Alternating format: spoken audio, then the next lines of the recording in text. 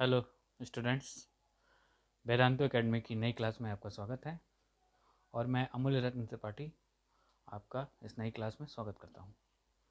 जैसा कि मैंने अपनी पिछली वीडियो में आपको अकाउंटिंग से रिलेटेड इन्फॉर्मेशन दी थी, नीड ऑफ अकाउंटिंग कि अकाउंटिंग की आवश्यकता क्या है, अकाउंटिंग क्यों करना ज़रूरी है, और उसी से रिलेटेड अगला टॉपिक ऑब्जेक्टिव ऑफ अकाउंटिंग और डेफिनेशन ऑफ अकाउंटिंग को बताने के लिए मैंने वीडियो बनाने को बोला था। बट जब मैं वीडियो के लिए रिपोर्ट बना रहा था तो मेरे कुछ दोस्तों और कुछ क्लाइंट्स का फ़ोन आया कि सर आप एमएसएमई से रिलेटेड कुछ इंक्वायरी दीजिए कि एमएसएमई सेक्टर को गवर्नमेंट इतना प्रमोट क्यों कर रही है और एमएसएमई में रजिस्ट्रेशन कैसे कर सकते हैं, ये सारी इन्फॉर्मेशन। तो मुझे लगा कि मुझे पहले एमएसएमई सेक्टर से रिलेटेड कुछ वीडियो बनाना चाहिए, इससे आप सभी को जानकारी प्राप्त हो। जैसा कि आपको पता ही है, मैंने इंट्रो क्लास में बताया था कि मैं एक क्वालिफाइड एमएसएमई प्रैक्टिशनर हूँ और पिछले लास्ट 1.5 साल से मैं एमएसएमई सेक्टर में कार्य कर रहा हूँ। तो मैं आपको एमएसएमई से रिलेटेड एक अच्छी जानकारी दे सकता हूँ। तो मैं अगली कुछ वीडियो में एक प्लेलिस्ट के माध्यम से आपको एमएसएमई सेक्टर के बारे में पूरी जानकारी दूंगा कि एमएसएमई के रजिस्ट्रेशन या उद्यम आधार का रजिस्ट्रेशन कैसे लें, एमएसएमई में कौन कौन सी स्कीम में गवर्नमेंट जो है प्रमोट कर रही है और उसमें रजिस्ट्रेशन कैसे कराएं, उस स्कीम का फ़ायदा कैसे लें, और एमएसएमई जीएसटी का फ़ायदा कैसे लें, और नए बजट के अनुसार कौन सी नई स्कीम आई हैं, स्टार्टअप के लिए क्या स्कीम है, जीएसटी का रजिस्ट्रेशन, ये सारा मैं एक प्लेलिस्ट के माध्यम से आपको दूंगा। तो उम्मीद है आपको पसंद आएगा। अभी आज के टॉपिक जो है एमएसएमई की डेफिनेशन और एमएसएमई सेक्टर में गवर्नमेंट का फंडिंग का क्या कारण है, उस पर डिस्कस करते हैं। जैसा कि नाम से ही स्पष्ट है, एमएसएमई यानी कि ministry of micro small and medium enterprises. इसमें मिनिस्ट्री मैंने नहीं लिखा है, माइक्रो सूक्ष्म लघु और मध्यम उद्योग मंत्रालय, जिसके जो मिनिस्टर हैं वो हमारे नितिन गडकरी जी हैं, एमएसएमई मिनिस्टर।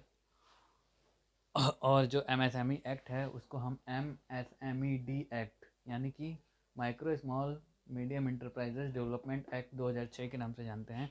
ये अक्टूबर 2006 में इम्प्रोस में आया था, बट ज़्यादा चर्चा में नहीं था। वो तो पिछले साल जब कोरोना के कारण लॉकडाउन लगा और गवर्नमेंट ने इसको फंडिंग दी, निर्मला सीतारमण जी ने 20 लाख करोड़ रुपए का पैकेज दिया एमएसएमई का, राहत पैकेज।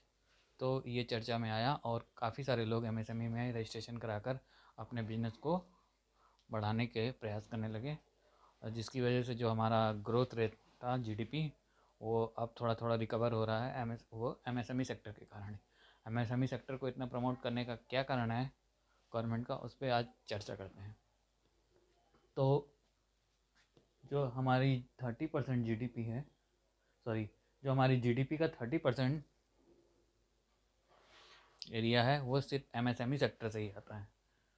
जीडीपी यानी कि ग्रॉस डोमेस्टिक प्रोडक्ट, उसका 30% हिस्सा एमएसएमई सेक्टर कवर करता है। और फ्यूचर में 2023 तक गवर्नमेंट का कहना है कि इसको 50% तक लाने की कोशिश है। और दूसरा मेन पॉइंट क्या है, टोटल एक्सपोर्ट का 48% यानी लगभग 50% हिस्सा एमएसएमई सेक्टर से ही आता है।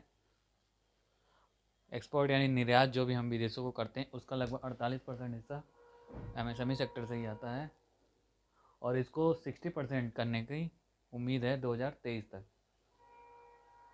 एमएसएमई सेक्टर जो है इंडिया का सबसे बड़ा एम्प्लॉयमेंट जनरेशन करता है, सबसे बड़ा रोज़गार जनरेट करता है एमएसएमई सेक्टर, और अभी तक लगभग 11 करोड़ लोगों को एमएसएमई सेक्टर के थ्रू रोज़गार मिल चुका है।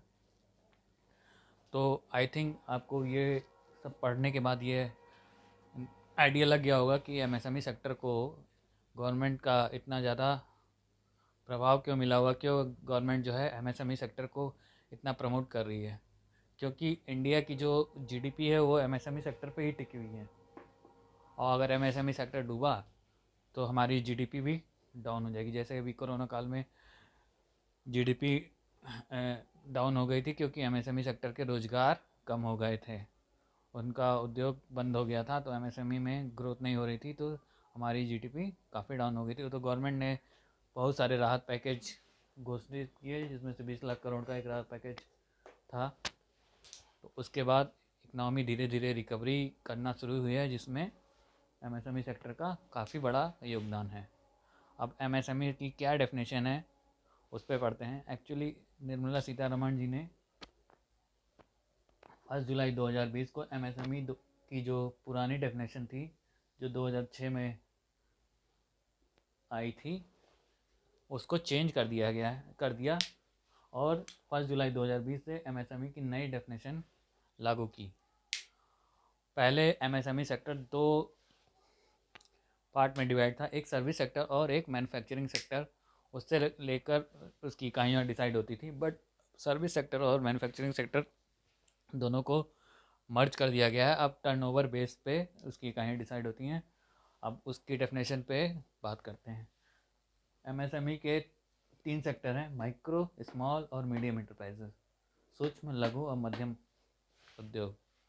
अब सूक्ष्म उद्योग में क्या है, वो सेक्टर आते हैं जो कि जिनका प्लांट एंड मशीनरी में 1 करोड़ तक का इन्वेस्टमेंट हो।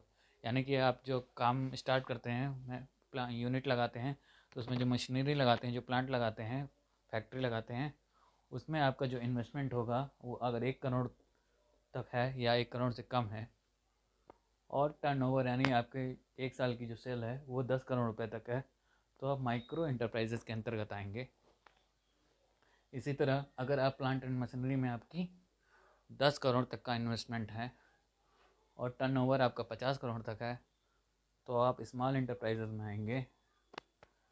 मीडियम एंटरप्राइजेज में क्या है, अगर प्लांट एंड मशीनरी में आपका 50 करोड़ तक का इन्वेस्टमेंट है और टर्नओवर 250 करोड़ रुपए तक का है, तो आप मीडियम एंटरप्राइजेज के अंतर्गत आएंगे। एक बार आपको अब ये पढ़ने के बाद क्लियर हो गया होगा कि इस सेक्टर के अंतर्गत लगभग 90% फैक्ट्रियाँ या उद्योग आ जाएंगे।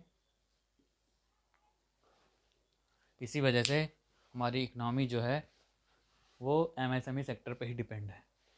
इसीलिए गवर्नमेंट काफ़ी सारी फंडिंग और स्कीम ला रही है एमएसएमई को रिहेबिलिटेट करने के लिए और उसकी ग्रोथ के लिए, क्योंकि एमएसएमई सेक्टर की जितनी भी ग्रोथ होगी उतनी ही हमारी इकनॉमी की ग्रोथ भी होगी। एमएसएमई के 3 पार्ट मैंने आपको बता दिए, micro enterprises, small enterprises and medium enterprises. और एमएसएमई की जो पुरानी डेफिनेशन है वो हम अगले वीडियो में पढ़ेंगे। एमएसएमई में रजिस्ट्रेशन कैसे कराते हैं उसके बारे में भी हम अगले वीडियो में पढ़ेंगे। एमएसएमई में रजिस्ट्रेशन का कराने के बाद हमें एक नंबर मिलता है जिसको हम उद्योग आधार नंबर या उद्योग आधार नंबर बोलते हैं। अब उसका नाम परिवर्तित होकर उद्यम रजिस्ट्रेशन हो गया है, उद्यम नंबर। ये 16 डिजिट का होता है, जिसमें आपकी कंपनी की सारी इन्फॉर्मेशन होती है। जैसे आप जैसे आप आधार का रजिस्ट्रेशन कराते हैं और आपको एक 12 डिजिट का यूनिक आइडेंटिफिकेशन नंबर मिलता है, उसी तरह आपकी कंपनी का 16 डिजिट का यूनिक आइडेंटिफिकेशन नंबर होता है, जिसे हम उद्यम नंबर या उद्योग आधार भी कहते हैं। इसका पुराना नाम उद्योग आधार था, अब इसको गवर्नमेंट ने उद्यम के नाम से बुलाना शुरू कर दिया है। ये 16 डिजिट का होता है, जैसा कि मैंने आपको बताया। और इसको रजिस्ट्रेशन कराने के लिए आपको सिर्फ 2 डॉक्यूमेंट की ज़रूरत होती है। एक तो आपका आधार कार्ड, अगर आप इंडिविजुअल का रजिस्ट्रेशन करा रहे हैं तो, और एक आपका पैन कार्ड, और एक GST number. GST number optional है, अगर आपके पास जीएसटी नहीं है तो भी इस उद्योग आधार में रजिस्ट्रेशन हो सकता है।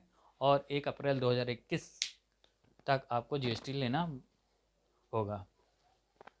और अगर आप कंपनी में रजिस्टर्ड कराते हैं एज ए कंपनी, तो आपके पास आपके मैनेजर सीएमडी का आधार कार्ड और उनका कंपनी का पैन कार्ड और जीएसटी रजिस्ट्रेशन नंबर होना अनिवार्य है। अदरवाइज़ आप सिंगल कराते हैं इंडिविजुअल का, तो आपके पास आधार कार्ड और पैन कार्ड होना आवश्यक है। और इसका एक वेबसाइट है msme.gov.in, उस पर जाके रजिस्ट्रेशन करा सकते हैं उद्योग आधार में या उद्यम में।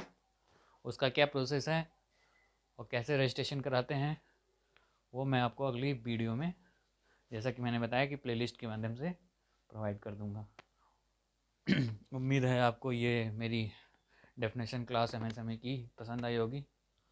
अगर पसंद आया तो लाइक करें, शेयर करें और सब्सक्राइब करें, जिससे हमें भी आगे फ्यूचर में नए नए वीडियो बनाने का प्रोत्साहन मिलता रहे। धन्यवाद।